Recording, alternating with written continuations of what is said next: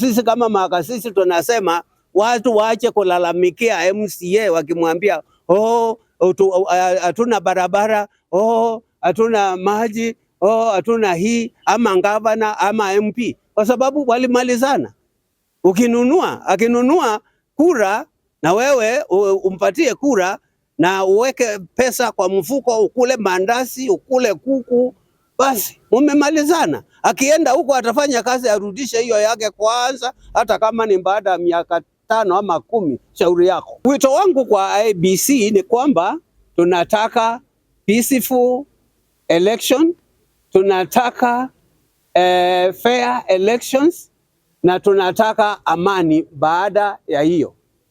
baada ya uchaguzi. Ijapokuwa tunajua watu wa Kenya ni tabia yao na wamejifunza, hata kama nani ameshinda ni kusema simeibiwa na tupigane na tuharibu mali. Ni lazima wawajibike na wajaribu kuona ya kwamba kila sehemu wamefika, kila sehemu wako kila mahali, na wanapeana mwongozo pia na services zile zinastahili kabla ya uchaguzi wa 2027, kwa sababu si haki sehemu fulani kwa sababu iko nyuma wakose huduma yao. Huduma yao inastahili kila mahali.